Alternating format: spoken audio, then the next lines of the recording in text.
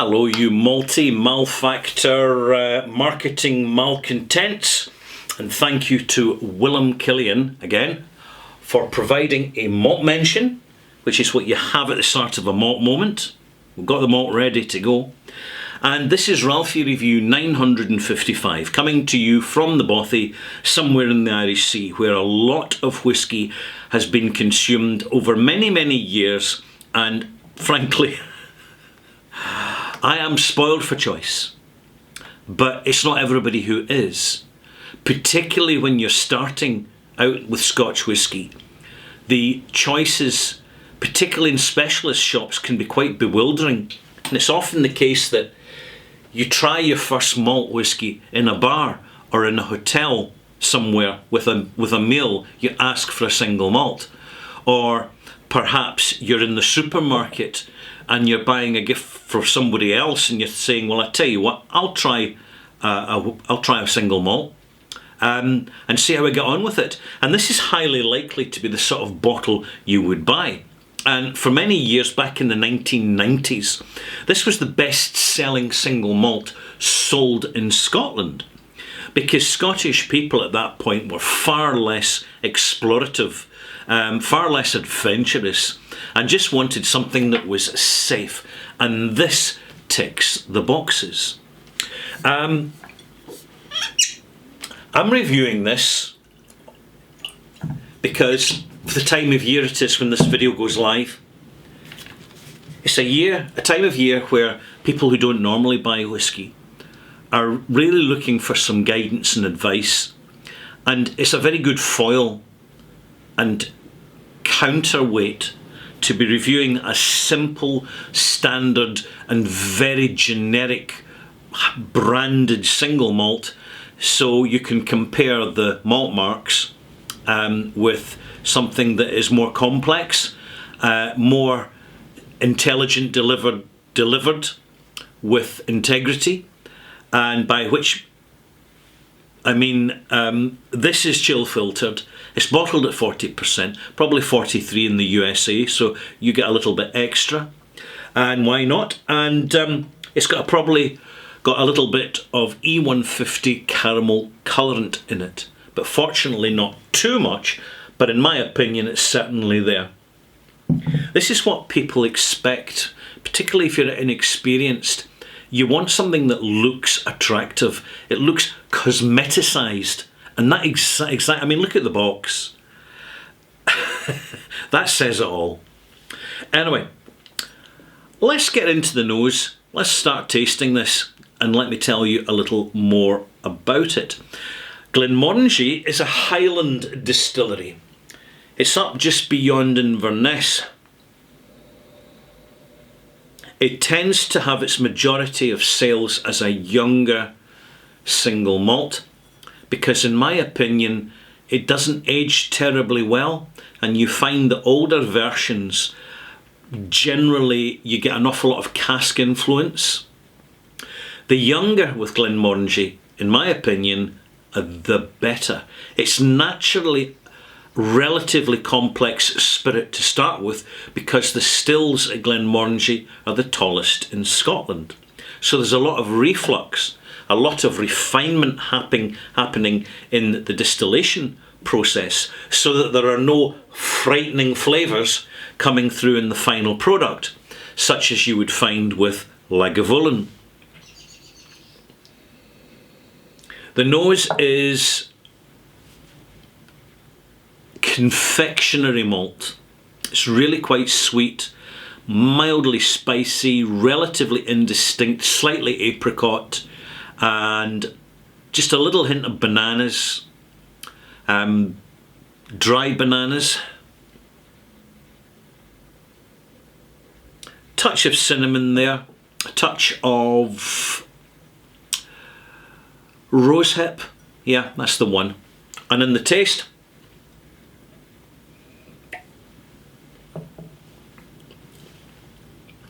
simple, sweet arrival with a little bit of sour, barley sugar, with the emphasis on the sugar. It arrives in the palate, it doesn't hang around for long, it quickly starts to fade. You get a little bit slight mintiness in the development. Apricot, peach, barley sugar again, touch of vanilla, a hint of clove in the background, but quite indistinct. And the finish itself is just basically mild ginger, conserve, a little bit of vanilla, and a little bit of rosehip syrup.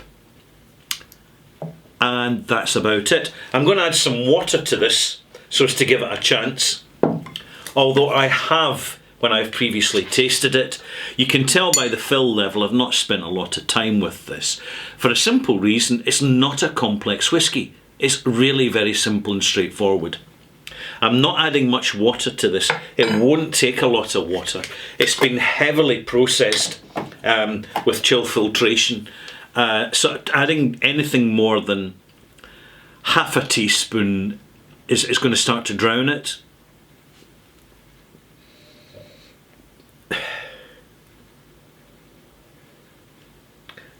You get a little green note, a little bit slight camphor appearing, or should I say more wintergreen than camphor.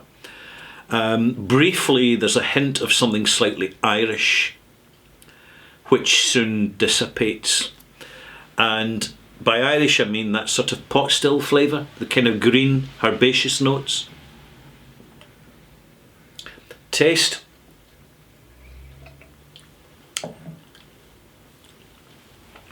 Adding water most certainly extends the arrival. Makes it a little more gingery, a little bit more iron brew. Now, for those of you who aren't Scottish, this is the perfect malt to go with iron brew. They bond beautifully because they have similar flavour profiles, which is a combination of cinnamon and rosewater. Iron brew is Scotland's other national drink. It is a very famous, in Scotland anyway, famous soft drink because it has the reputation of outselling Coca-Cola, which is globally ubiquitous. So well done to Iron Brew. And if I was to describe any single malt that was a bit like Iron Brew, this would be it. Absolutely to a T. One more taste before the malt mark.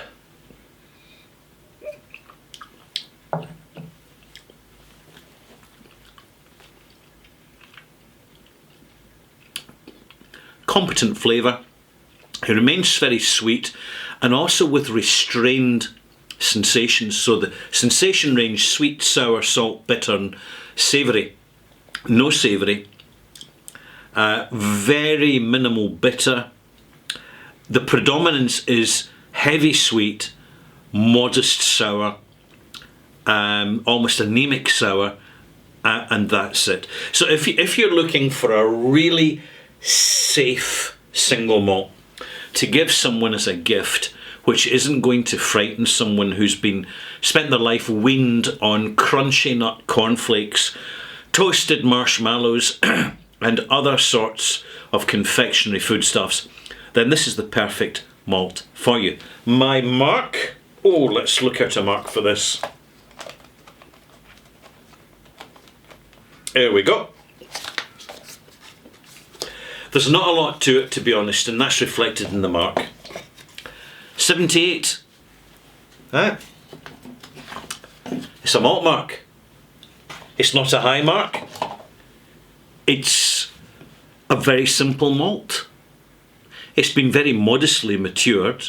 There's not a lot of cask interaction. There's very little oakiness. Rather like its stablemate Glenfiddich 12-year-old. It's a spirit-driven, and it's a sanitised spirit-driven experience. And for those who are frightened of flavour, it's perfect with ice. Job done. I'm Ralphie. I hope you've enjoyed this review. If you want to pop back again, I'll be reviewing, let me see, in my extras, I'll be talking about our progress with whisky. Should we choose to progress with whisky, and how you can't rush it, how you've got to pace it, how you've got to control it, and I'll basically really recap on, if you're beginning your whisky journey, just at the beginning, a few things that are going to be helpful and poignant. Bye.